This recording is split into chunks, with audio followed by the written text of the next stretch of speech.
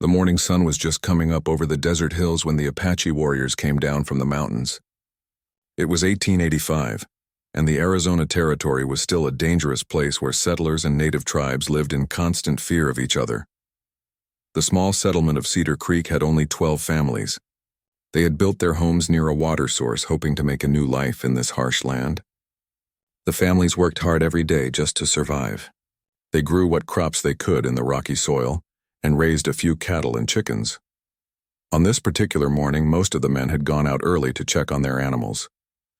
The women were starting their daily chores and the children were just waking up. Nobody saw the Apache warriors moving silently through the desert brush until it was too late.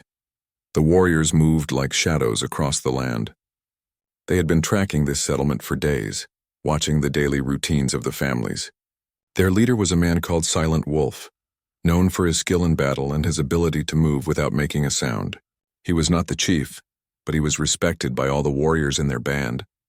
Silent Wolf had lived through many battles. He had seen friends die and enemies fall. His own family had suffered when soldiers attacked their camp 2 winters before. His young son had been killed, and his wife had died from grief soon after.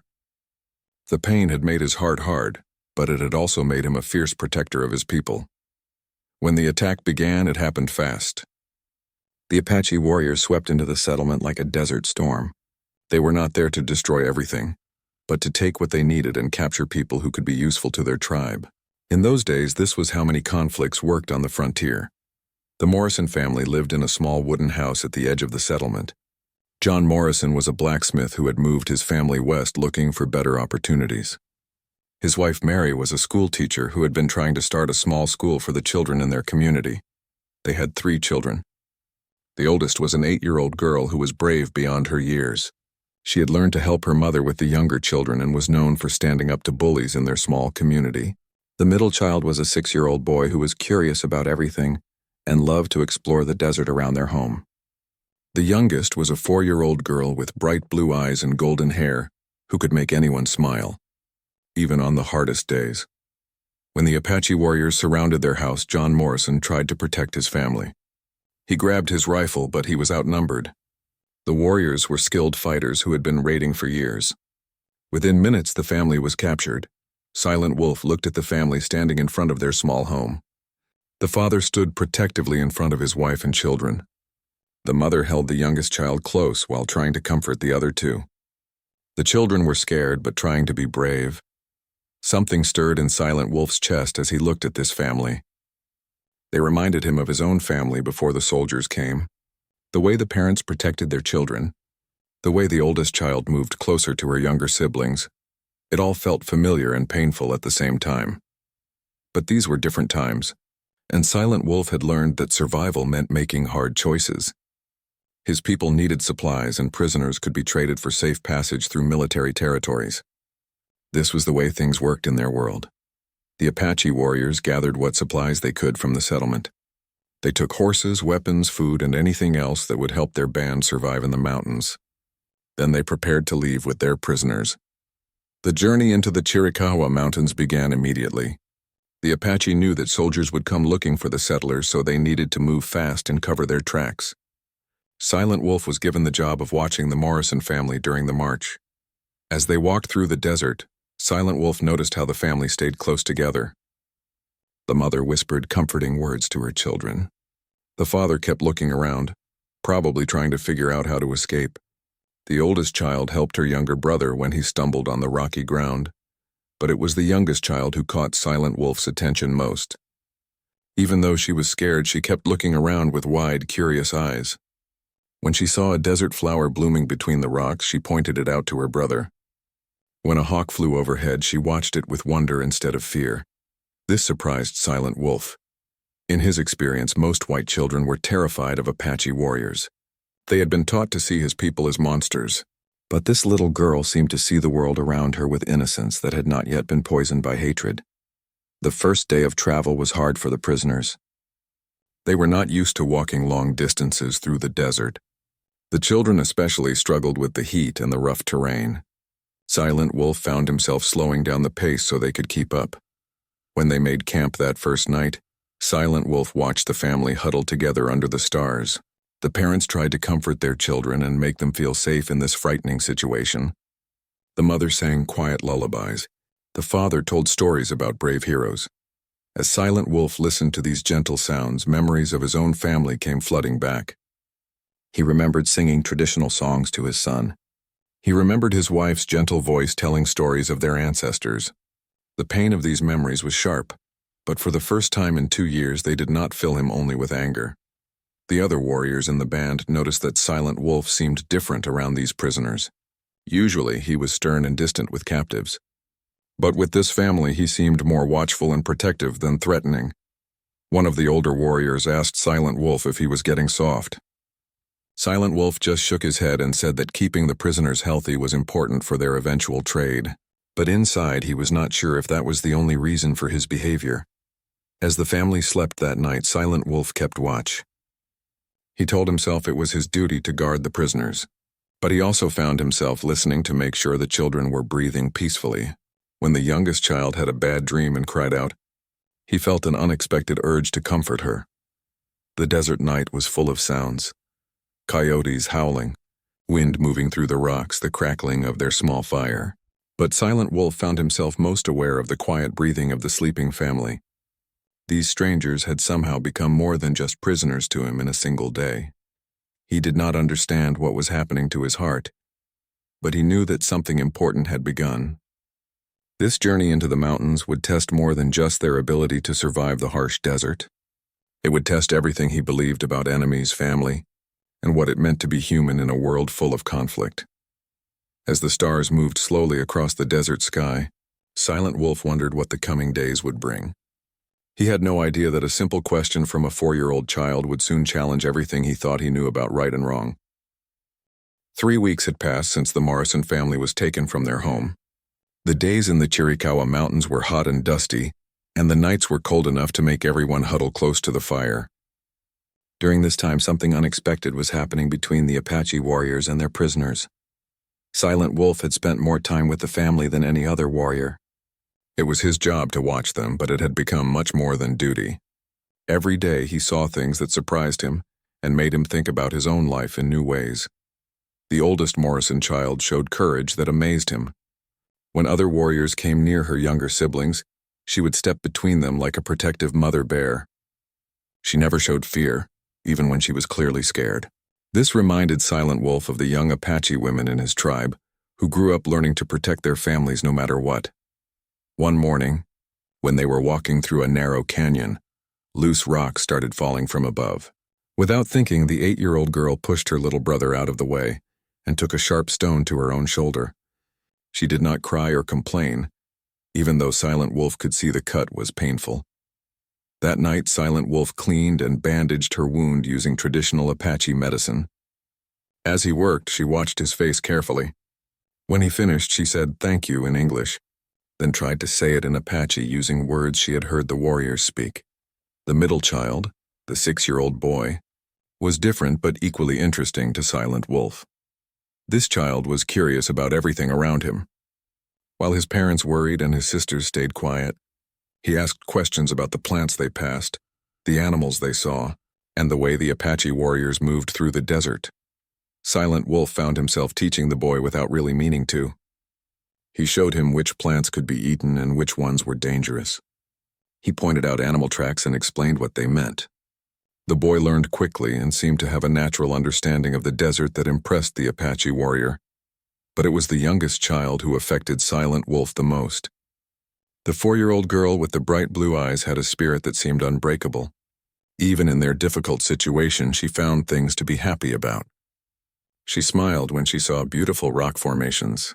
She clapped her hands when eagles flew overhead. She tried to make friends with the Apache horses. During their second week in the mountains, the little girl became very sick with fever. Her parents were desperate with worry, but they had no medicine and no way to help her. They begged Silent Wolf to let them take her to a doctor, even though they all knew that was impossible. Silent Wolf watched the child burning with fever and remembered his own son's illness. He had not been able to save his boy, but maybe he could help this one. He went into the desert and gathered plants that Apache healers had used for generations. He made teas and medicines that his grandmother had taught him to prepare. For 3 nights, Silent Wolf stayed awake watching over the sick child. He gave her the traditional remedies and kept cool cloths on her forehead. He sang quiet Apache healing songs that his grandmother had sung to him when he was small. Her parents watched him with amazement, not understanding why this warrior would care so much about their daughter. On the 4th morning, the fever broke. The little girl opened her eyes and smiled at Silent Wolf. She was weak but clearly getting better. Her parents cried with relief and gratitude. Even the other Apache warriors seemed pleased that the child would survive. As the days passed, the little girl began to follow Silent Wolf around the camp. She could not speak Apache well, but she tried to copy the words she heard. She watched how he prepared food and took care of his weapons. She seemed to see him not as a scary enemy, but as someone who had helped her when she was sick. The other warriors in the band started to notice these changes. Some of them began to joke that Silent Wolf had adopted a white family. Others worried that he was becoming too attached to the prisoners. A few of the younger warriors thought he was going soft and losing his edge as a fighter, but the older warriors understood something different. They saw that Silent Wolf was not getting weak. He was becoming more human. The pain of losing his own family had made him hard and angry. Now, caring for these prisoners was bringing back the part of him that could love and protect instead of just fight and survive. One evening, as they sat around the fire, the Apache warriors began telling stories about their own families. Silent Wolf listened to tales of children and wives, of parents and grandparents who had died in the wars with the white soldiers. The Morrison family could not understand the words, but they could hear the sadness and love in the voices of these men they had been taught to fear. The little girl fell asleep leaning against Silent Wolf's leg that night. Her parents looked nervous, but they could see that the warrior meant no harm to their daughter. In fact, they were beginning to understand that he might be the reason their family was still alive and together. Silent Wolf looked down at the sleeping child and felt something he had not experienced in 2 years. Peace. The anger that had burned in his heart since his family died was still there, but it was no longer the only thing he felt. This little girl's trust had opened a door in his heart that he thought was permanently closed. The middle child, the curious boy, had also grown closer to Silent Wolf. He had learned to identify dozens of desert plants and could track small animals through the sand. More importantly, he had lost his fear of the Apache warriors. He began to see them as people instead of monsters. The oldest child remained protective and cautious, but she too had begun to understand that Silent Wolf was different from what she had expected. She watched how gently he treated her younger siblings and how carefully he made sure they had enough food and water. She began to trust him, even though she stayed ready to defend her family if necessary. For Silent Wolf, these 3 weeks felt like waking up from a long, dark dream. The children reminded him why life was worth living. They showed him that innocence and hope could survive even in the hardest circumstances. They made him remember that being strong did not always mean being hard. But Silent Wolf also knew that this situation could not last forever. Eventually, the band would need to trade their prisoners or make other decisions about their fate. The Apache way of life had always included adopting children from other tribes. These 3 children could grow up as Apache and have good lives among his people. The thought of keeping the children began to grow in Silent Wolf's mind. They were smart and adaptable. They were learning Apache ways quickly. The youngest girl especially seemed to belong in the desert, as if she had been born for this life. But every time he considered this possibility, Silent Wolf saw the faces of their parents. He saw the love and desperation in their eyes. He remembered his own wife's grief when they lost their son, and he knew what it would mean to separate this family. As the 3rd week came to an end, Silent Wolf found himself facing a choice he had never expected to make. His heart was torn between 2 different kinds of love. The love he was growing to feel for these children and the love he had for justice and family bonds. The other warriors could see that. Their friend was struggling with something important. They respected his battle experience and his wisdom, so they waited to see what he would decide. But they all knew that soon they would have to make plans for what to do with their prisoners. None of them could have guessed that the decision would come in the form of a simple question from the smallest member of their group, a question that would challenge everything they believed about family, loyalty, and what it meant to do the right thing in a complicated world. It was a crisp morning in late September when everything changed.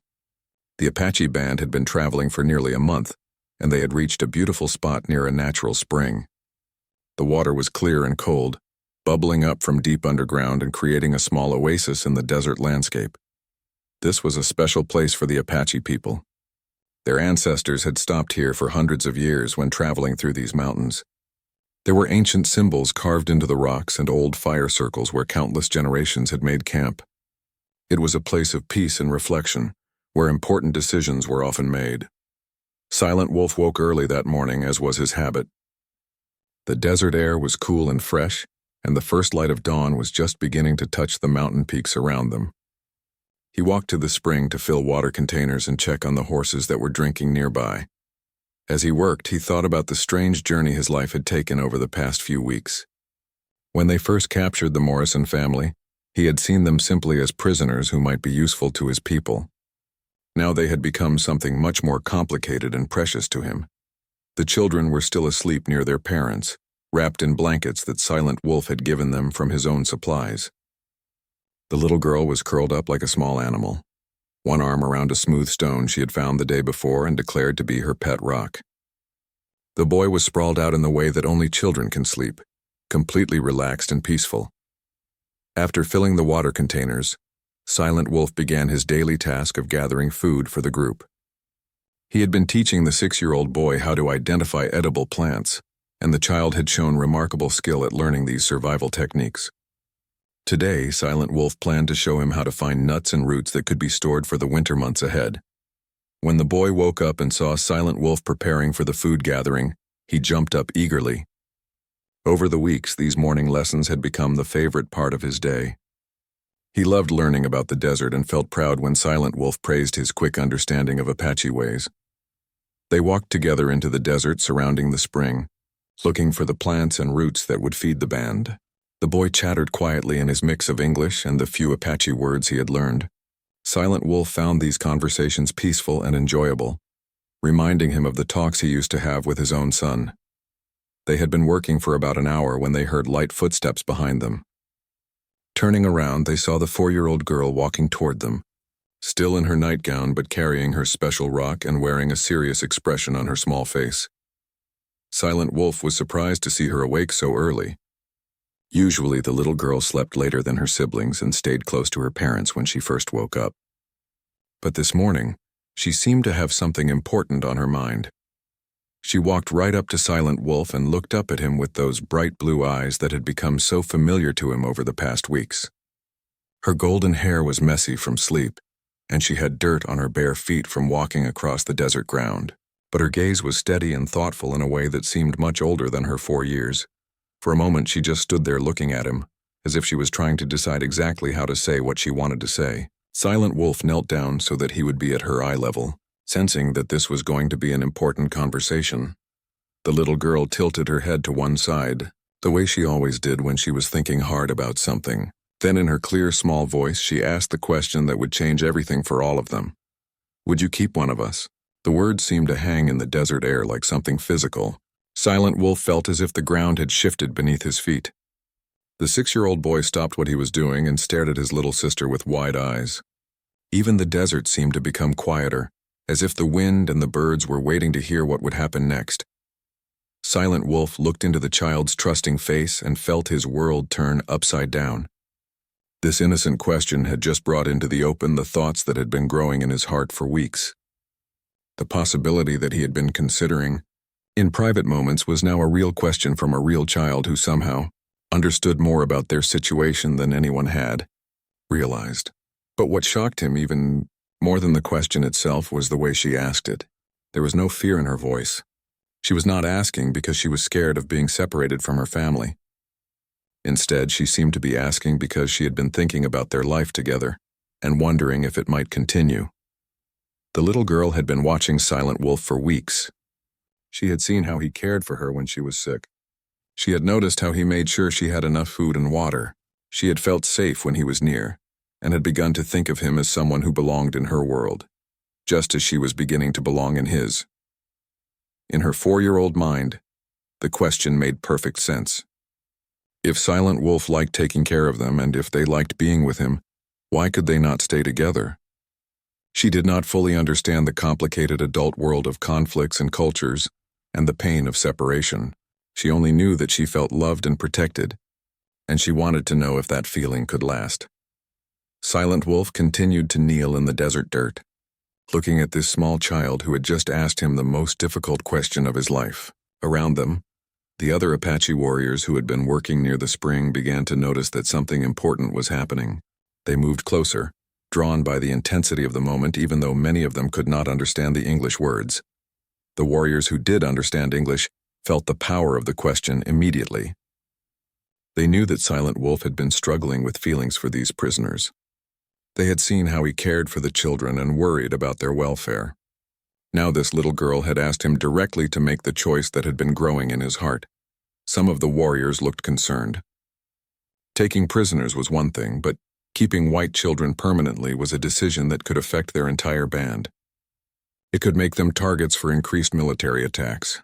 It could complicate their relationships with other Apache groups who might see it as too dangerous.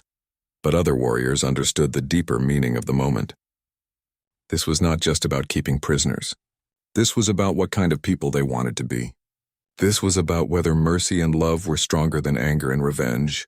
This was about whether family bonds could be created across the lines that divided their peoples. The little girl continued to look at Silent Wolf with complete trust. She had asked her question, and now she was waiting for his answer. In her mind, there were only two possibilities, yes or no. She had no idea that her simple words had just created a crisis that would test the values and beliefs of everyone around her. Silent Wolf felt the weight of dozens of eyes watching him. He felt the weight of his own history and the history of his people. He felt the weight of this child's trust and innocence.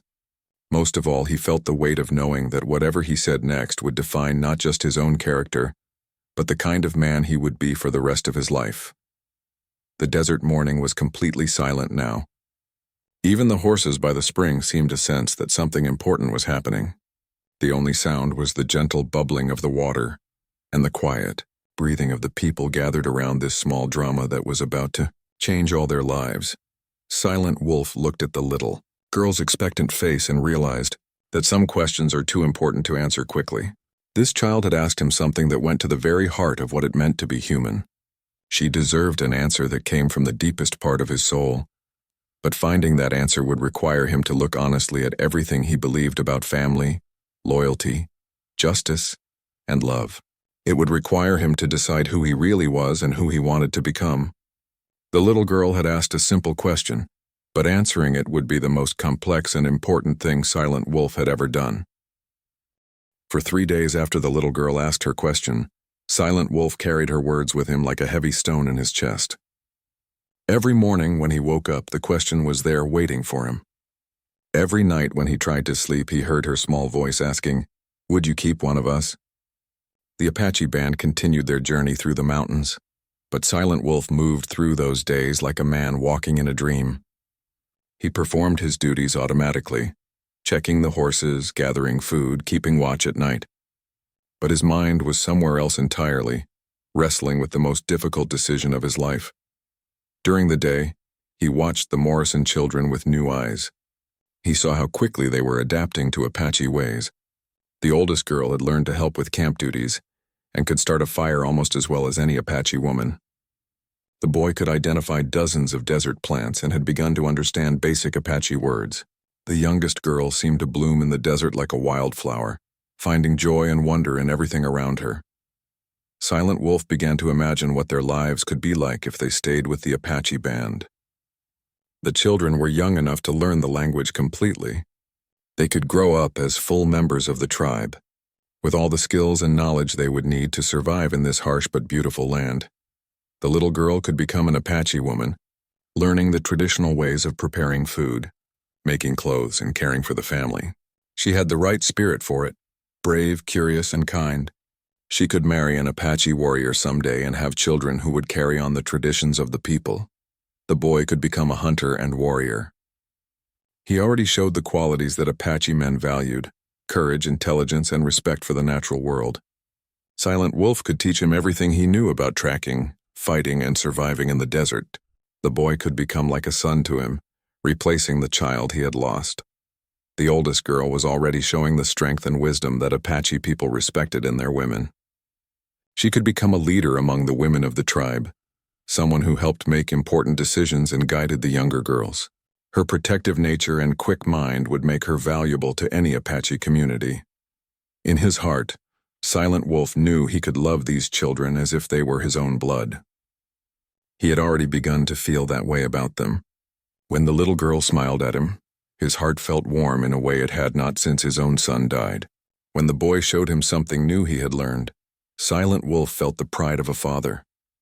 When the oldest girl helped around the camp, he felt grateful for her strength and maturity. But every time these happy thoughts filled his mind, Silent Wolf remembered the faces of John and Mary Morrison. He saw the pain in their eyes when they looked at their children. He heard Mary crying quietly at night when she thought no one was listening. He saw John watching the horizon constantly, probably hoping for rescue that would never come. Silent Wolf understood the love of a parent because he had been a parent himself. He remembered holding his own son, teaching him Apache ways and dreaming about the man the boy would become someday. When soldiers killed his child, Silent Wolf thought his heart would never heal from the pain. Now he was faced with the possibility of causing that same pain to another mother and father. If he kept the Morrison children, John and Mary would lose their babies forever. They would spend the rest of their lives wondering what happened to them, hoping they were still alive somewhere, and grieving for the children they would never see grow up. The Apache way of life had always included adopting children from other tribes. It was a practical solution that helped tribes grow stronger and survive difficult times.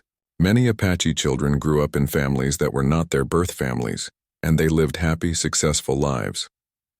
From this perspective, keeping the Morrison children would be normal and acceptable.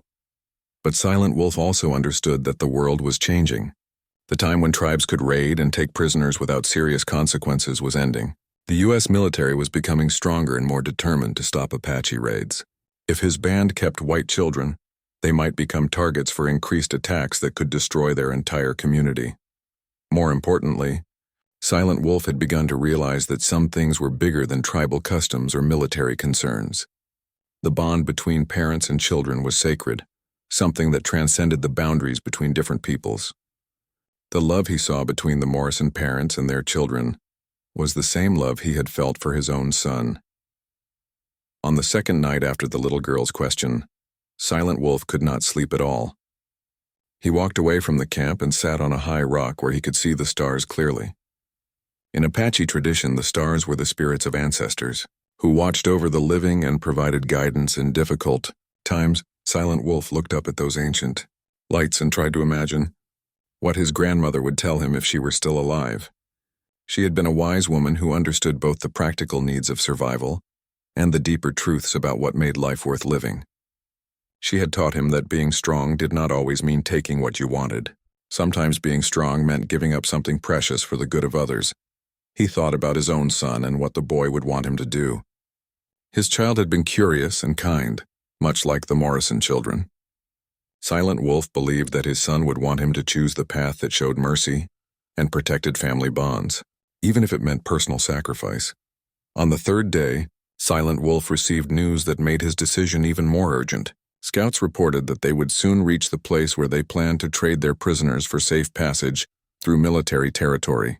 Chief Geronimo wanted to complete this exchange quickly, so they could move to their winter camp without interference from soldiers. This meant that Silent Wolf had only a few more days to decide what he would do about the Morrison children. If he was going to ask to keep them, he would need to speak to Geronimo soon and convince the chief that this was the right choice for their band. But as the deadline approached, Silent Wolf found himself thinking more and more about the pain of separation. He remembered how his wife had suffered when they lost their son. He remembered the emptiness in his own heart when he realized his child was really gone forever. He could not bear the thought of causing that kind of suffering to the Morrison parents. At the same time, the idea of losing the children himself was becoming almost unbearable. Over the past month, they had become like his own family. The little girl's laugh had brought joy back into his life. The boy's eagerness to learn had given him a sense of purpose. The oldest girl's strength had reminded him that life could be good even after terrible losses. Silent Wolf realized that no matter what choice he made, someone he cared about would be hurt. If he kept the children, their parents would suffer terribly. If he let them go, he would lose the new family that had healed his broken heart. There was no perfect solution, no way to make everyone happy. This understanding forced Silent Wolf to look deeper into his own spirit and ask himself what kind of man he really wanted to be. Did he want to be someone who took what he needed regardless of the cost to others? Or did he want to be someone who made sacrifices to protect the bonds that held families together? As he struggled with these questions, Silent Wolf began to understand that the little girl's innocent question had revealed something important about the nature of love itself. True love sometimes meant letting go of what you wanted most in order to protect what was best for the people you loved.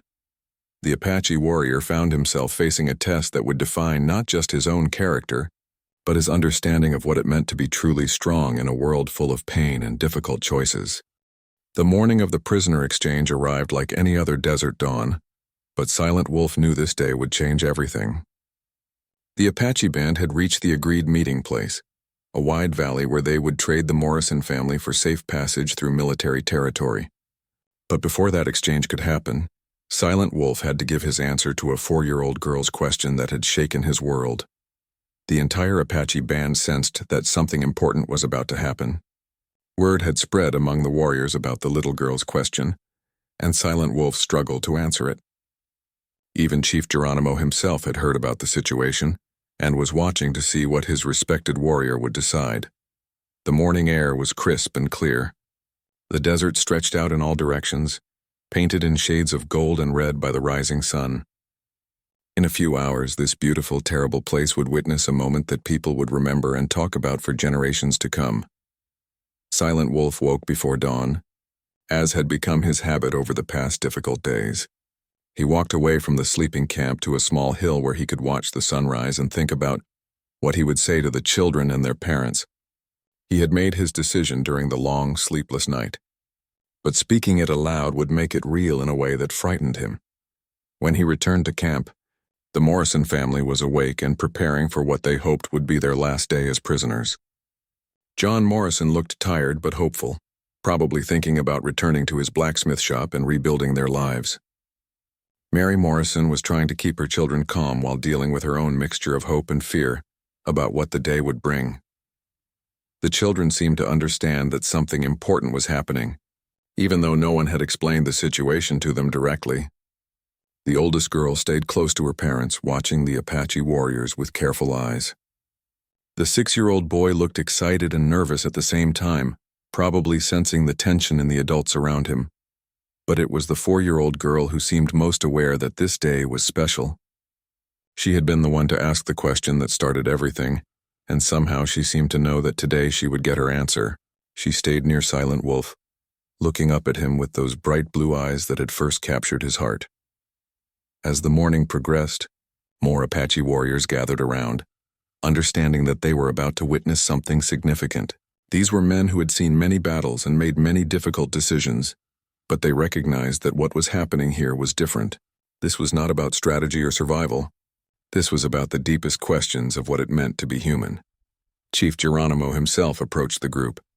He was a man known for his fierce intelligence and his ability to make hard choices for the good of his people. But he was also someone who understood honor and the importance of doing what was right even when it was difficult. Geronimo looked at Silent Wolf and nodded slightly, giving his warrior permission to speak. This was a sign of great respect, showing that the chief trusted Silent Wolf's judgment and would support whatever decision he made. Silent Wolf took a deep breath and knelt down in front of the Morrison children, just as he had done when the little girl first asked her question. The entire Apache band fell silent, understanding that they were about to witness something that would be remembered long after they were all gone. The little girl stepped forward, still holding the smooth stone she had claimed as her pet rock weeks earlier. She looked at Silent Wolf with complete trust, waiting for the answer to her question. Her brother and sister moved closer, sensing the importance of the moment even if they did not fully understand what was happening. Silent Wolf looked into the child's eyes and felt his heart breaking and healing at the same time. He had found his answer not in Apache tradition or military strategy, but in the deepest part of his soul where love and wisdom lived together. speaking slowly in the English words he had practiced during his sleepless night. Silent Wolf gave his answer. "Little one," he said, his voice gentle but strong enough for everyone to hear. "My heart says keep all of you. But my spirit says, family stays together. Apache way is strong family. Your family's strong too." The words fell into the desert silence like stones dropped into still water. The little girl tilted her head to one side, thinking about what Silent Wolf had said. Then she nodded seriously, as if his answer made perfect sense to her young mind. But the real impact of Silent Wolf's words was felt by the adults around them. The Apache warriors understood that their respected friend had just chosen to sacrifice his own happiness for the sake of keeping a family together. John and Mary Morrison realized that this man they had been taught to fear had just proven that love and honor could exist, even in the most unlikely circumstances. Silent, Wolf stood up and turned to face Chief Geronimo and the other warriors. Speaking in Apache, he explained his decision in terms that his people would understand and respect. "I have learned something from these children," he said. "They have shown me that some bonds are sacred and must not be broken. To separate children from their parents would bring bad medicine to our band. These people belong together just as we belong together. This is the way of strong families, whether they are Apache or white." Chief Geronimo listened to these words with the attention he gave to all important matters. He looked at Silent Wolf, then at the Morrison family, then back at his warrior. After a long moment, he nodded his approval. "You speak with wisdom," Geronimo said. "A man who understands the value of family bonds is a man who can be trusted in all things. Your decision honors our people and shows our enemies that Apache warriors know the difference between strength and cruelty." The other warriors murmured their agreement. They had seen Silent Wolf struggle and respected the choice he had made. Some of them had children of their own and understood the pain of separation. Others had lost family members and knew the value of keeping loved ones together. As the morning progressed toward the time for the prisoner exchange, Silent Wolf spent his last hours with the Morrison children. He showed the boy one final lesson about desert survival. He helped the oldest girl pack the few belongings they had accumulated during their journey. And he sat with the little girl, listening to her chatter about the things she had seen and learned during their time together. When it came time to say goodbye, the moment was both heartbreaking and beautiful. The children had grown to love this Apache warrior who had protected and cared for them.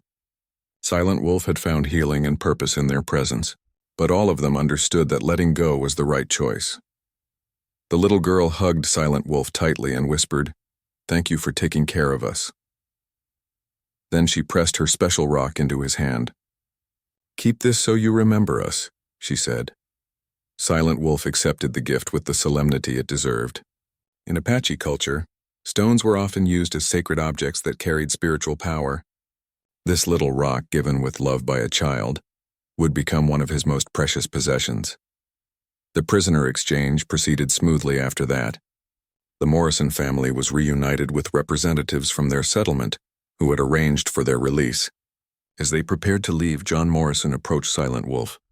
"I do not understand your language," the blacksmith said, "but I understand what you did for my family. You gave us back to each other when you could have kept us apart. I will never forget that kindness." Mary Morrison also spoke to Silent Wolf, tears in her eyes. "You saved my children's lives, and then you saved our family. There are no words for that kind of goodness." As the Morrison family rode away toward their old life, Silent Wolf stood watching until they disappeared over the horizon. The other Apache warriors respected his need for this moment of grief and farewell. But Silent Wolf's decision had impacts that reached far beyond that single day in the desert. Word of his choice spread among both Apache and white communities. It became a story that people told when they wanted to explain that honor and decency could exist even in the midst of conflict and hatred. Years later, the oldest Morrison girl became a teacher and advocate for understanding between different cultures. She often told the story of the Apache warrior who taught her that true strength meant protecting family bonds rather than breaking them. The boy grew up to become a guide and translator, helping Apache and white communities communicate and resolve conflicts peacefully. He never forgot the lessons Silent Wolf had taught him about surviving in the desert and respecting the natural world. And the little girl, the one who had asked the question that changed everything, grew up to become a peacemaker who worked to build bridges between communities that had been enemies. She always carried a small, smooth stone in her pocket, remembering the man who had chosen love over revenge. Silent Wolf himself became a legend among the Apache people. His decision was seen as an example of the highest kind of wisdom, the ability to see beyond immediate desires to deeper truths about what made life meaningful. Young warriors were told his story as an example of how true courage sometimes meant making the hardest choice rather than the easiest one. The question, "Would you keep one of us?" became famous in its own right. People used it to talk about the choices between taking what you want and doing what is right.